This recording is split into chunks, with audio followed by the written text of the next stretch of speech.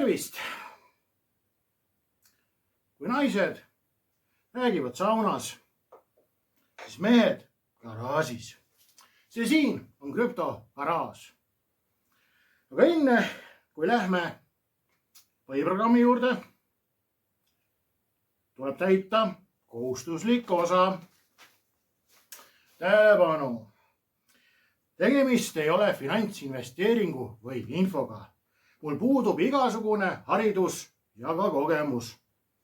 Tegu on välja mõeldud muinaslooga, mille tegevus toimub 7 maa ja mere taga banaanimaailmas, banaanivabariigis. Kõik saate tegelased ja kohad ja jututeemad on välja mõeldud uimas olles. Ja kui on muinasloos mingeid sarnasursi päris eluga, siis on see juhuslik. See saade ei ole mõeldud ei naistele ega lastele. Antud saate tegija kasutab vulgaarset keelt ja on väga labane. Iga kord, kui saade hakkab, suitsetan ma kommileevi, vanu rehve ja joon puubeeritust. Ja kõik see, millest ma räägin siin, saadetakse mu pähe meditatsiooni teelt. Krüptovõti Marta poolt. Tänan tähelepanu eest. No hei, siin krüptogaraaž ja Martat ei ole. Marta on kadunud, aga telepatsiooni teel saatis ta mulle mõned artiklid ja töötame siis need artiklid läbi. Rippel viib institutsioonilise krüptohalduse uuele tasemele. Täiustatud vastavus turvalisusesse panustamisega.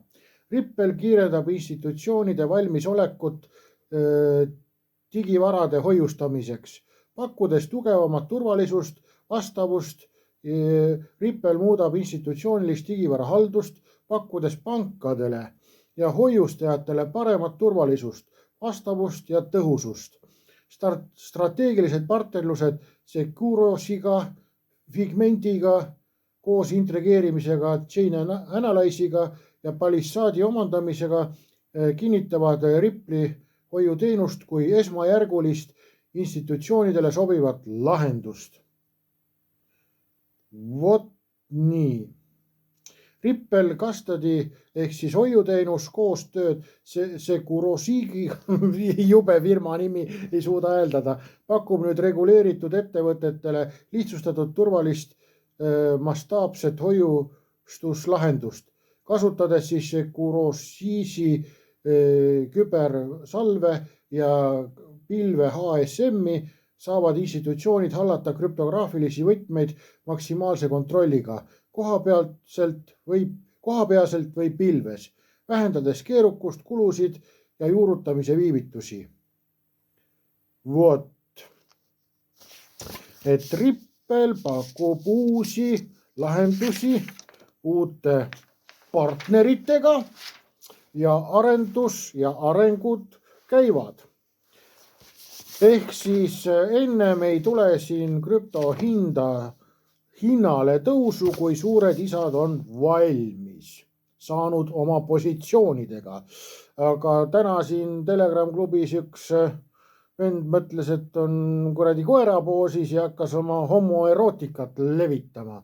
Et siin klubis olijatele ütlen ära, et kui jääd mingi kuradi pasa ajamisega vahele, siis ära augu vastu. Ütle viisakalt, vabandust, eksisin, kõik on korras.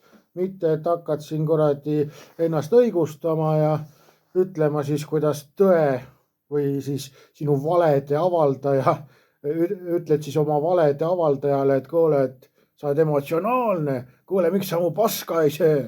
No ei söö küll su paska.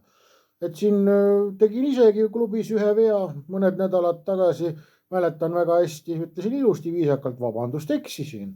No, eksimine on inimlik. Aga vaata, kui sa oma kuradi vigu ei tunnista, siis ma ei tea, mine lutsi oma miljonäri nokkut edasi. Ja vaadates seda, kui taun sa oled, siis ma kahtlen üldse, et kas sul mingid miljonärist sõprus on üldse. No jah, sa võidki olla see kuradi laua all, see kuradi lutsutaja vaata seal. aga läheme edasi. Pangad ühendavad end XRP Ledgeriga. Ripple on eemaldanud viimase takistuse pankadele, siis XRP Ledgeril. Samm, mida peetakse oluliseks miljardite potentsiaalseks sissevooks. Ripple teeb tee vabaks. Pangad on valmis uputama Ripple'i ahelasse miljardeid. Aastaid on Ripple kuulutanud partnerlustest üle 300 finantsinstitutsiooniga, kuid XRP Ledgeri tegevus ehk siis ahela tegevus jäi tagasihoidlikuks. Küsimus jäi ripakile, milleks nii palju institutsioonilisi ühendusi. Ühendused ei too ju siis seda mahtu veel. Miks ühendused, kui mahtu ei tulnud ja vastupidi, on. Turuanalüütiku Diana sõnul on vastus tehnoloogiline. Pole vastus tehnoloogiline, vaid regulatiivne ja operatiivne. Ripple avab siis uue võimalusega, uute lubadega TEX-süsteemi, vabastades miljardid siis XRP institutsionaalsest rahavoost siis või süsteemi seest, vaata Et Ripple käivitab 18. veebruar TEX-i, TEX on siis detsentraliseeritud vahetus, luues esimesed institutsioonidele mõeldud likviidsuspangad. See annab pankadele turvalise reguleeritud viisi suurtes mahtudes XRP kauplemiseks otsebloki ahelal. Teed rajav miljarditele institutsionaalsetele voogudele, mis varem olid võimatud. Ehk tee on rajatud. Siin otsetõlge läheb lappasse. Et varem ei olnud seda võimalust, aga nüüd on. Siis miljardite vabastatud. Või saab neid panna siis süsteemis käima. Lubadega doomenite ja TEX-i funktsioon võimaldab XRP ahelal arendada nišiarveldusvõrgust, võib areneda nišivõrgust, ehk siis nagu see eriline toode, vaata, keskseks institutsionaalseks likviidsuskeskuseks. Vaat, et Ripple on teinud need suured sammud, et saada siis raha miljardite liigutamiseks omal siis süsteemid valmis. Ja vaata, lugu on selles, et see XRP ei ole mu lemmikmünt, musike. Vaata, ma tean, et su lemmiktegevus on vaata laua all lutsutada, ja seda sa näitasid, aga lemmiktegevus ei ole, või see lemmikmünt ei ole mul see XRP. Miks ma XRP-st räägin, on see, et see on ainuke münt, mida tahavad kõik suured issid. Vaata, ja see sõlmib lepinguid suurte issidega. See ei ole lemmikmünt, see on maailma valitsev münt. Aga sel ajal, kui sa laua all olid ja seal kuradi tööd tegid, vaata selle ajal sa oleks pidanud hoopis mu saateid vaatama. Aga sa ütlesid, et sa pole saateid vaadanud, et ütle lihtsalt krüptonimed, midagi teha ei ole. Marss, kasi laua alla tagasi. Ripple'i läbimurre Ladina-Ameerikas, järgmine uudis. Ripple'i läbimurre Ladina-Ameerikas. Ladina-Ameerika tippplatvorm võtab kasutusele XRP ja RLUSD kiiremateks globaalseteks ülekanneteks. Ladina-Ameerikas olev Bitso on võtnud kasutusele XRP, RLUSD ja Ripple Paymentsi, et lihtsustada piiride välisi tehinguid.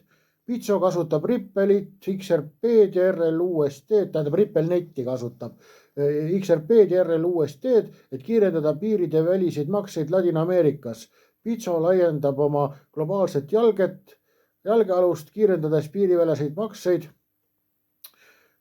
Siis Ladina-Ameerika piirivälised maksed on ajalooliselt piiratud ja piinatud kõrgete tasudega, aeglase arvelduse ja halva läbipaistvuse poolest. Vot, aga nüüd Ripple lahendab Ladina-Ameerikas ära, raha saab läbipaistvaks. Vot, raha saab läbipaistvaks ja siis kiireks, et rohkem ma arvan ei pea seda artiklit uue lugema. et Ripple teeb suuri tegusid ja Dubaist väikene uudis. Dubai käivitab kinnisvara tokeniseerimise projekti teise faasi. Ehk siis Dubais läheb kinnisvara plokiahelasse. See on tegelikult meeletu investeerimis nagu selline salasosin teile. Kes aru saab, miks ma seda ütlen, see saab, kes ei saa, pole midagi teha. Marss laua alla, lutsuta edasi. Ja see on nüüd teine faas, kus esimese programmi, et te teaksite, see on teine faas, aga esimeses faasis tehti siis selline katsetus või kuidas võtta, et esimeses faasis ostis üle 2000 elaniku oma kodu plokiahela kaudu siis. Võt sulle. Et nüüd on teine faas, ehk siis esimeses faasis arvan, et katsetati ja leiti, et süsteem töötab ja nüüd ongi siis majad on plokiahelas. Aga lähme nüüd edasi. Goldman Sachs liitub Finentumi DLT-FX platvormidega. Ja siis Goldman Sachs on alustanud Finentumi DLT ehk siis Distributed Ledger Technology ehk siis hajuraamatu tehnoloogia siis on liitunud sellega põhise ööpäevaringse likviidsuse haldamise platvormiga, mis töötleb nüüd $1 miljard nädalas tehinguid FX FAP-ide jaoks. FX on siis Forex on ja see valuutavahetus on ja swapid peaks olema see üle öö hoidmise teenus või midagi sellist. Täpselt enam ei mäleta. Nii. Ja siis teised lahenduse kasutajad on UBS, siis koos täiendavate rahvusvaheliste pankadega, kes on arenenud etappide ülevõtmisel. Pikaajaline potentsiaal on tohutu, arvestades, et globaalne võõrvaluutaga kauplemine ulatus 9 triljonini päevas eelmine aasta. Ja swapid moodustavad suurima osa on $4 triljonit. 9,6 triljonit kaubeldi päevas ja swapid on siis 4 triljonit. Vist pidid olema swap, see üle öö hoidmise teenus, aga võin eksida, uuri ise juurde. Kuna tehingud nii jaemüügi kui ka institutsioonilised kantakse üle reaalajas, siis jätkavad ette arvamatud ööpäevaringsed. Siin tulebki välja, et oligi õigus, et swap on see üleöö hoidmine. Et kuna reaalajas käivad tehingud, siis aga öösel muutub see asi nüüd selliseks huiamiseks. Swapid tõusevad, ei tohi tõusta, et asi oleks normaalne võõrvaluuta vahetuses, siis Goldman Sachs liitub Finentumiga, et siis kasutada DLT tehnoloogiat ja meie võtame lahti arvuti, sest meie ei ole laua all, meie ei lutsuta, meie oskame ikkagi kirjutada veel, kasutada internetti ja kirjutame sinna sisse, et Finentumi partnerid. Finentumi partnerid on ja nüüd on Goldman Sachs siis on ja saame teada seda, et Goldman Sachs ise on 2022. aastast on Ripple'i innovatiivsuse CBDC partner. Saame teada, et Finentumi partner on UBS. UBS on varajane Ripple-neti kasutaja aastast 2016.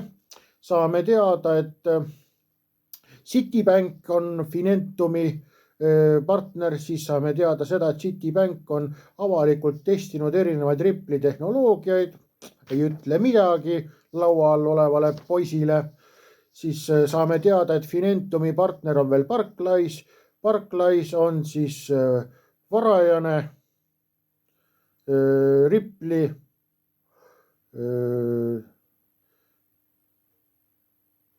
kasutaja ja osales siis varajastes Ripple'i nendes ülikooli uurimistubades osales Barclay varajaselt, on ju.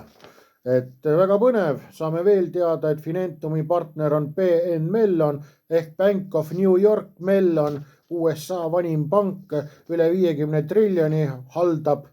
Ja siis saame teada, et Ripple ja BN Mellon on sõlminud strateegilise lepingu aastaid tagasi, ehk siis Goldman Sachs kasutab mis tehnoloogiat Finentumi kaudu või Finentum kasutab mis tehnoloogiat, et valuutavahetused ei oleks enam siis nii kaootilised siis öösel.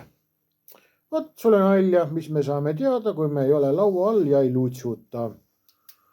Kasutame internetti, kasutame kriitilist mõtlemist, esitame küsimusi, nagu George Carlin, üks mu lemmikkoomik, ütles, et mul on kahjuks üks haige asi, mis ei meeldi valitsejatele. Oskus küsimusi esitada ja mõelda. Vaat, et selline oli siis selline tänane väike saade. Ja tšau, paka, näeme ka ära siis.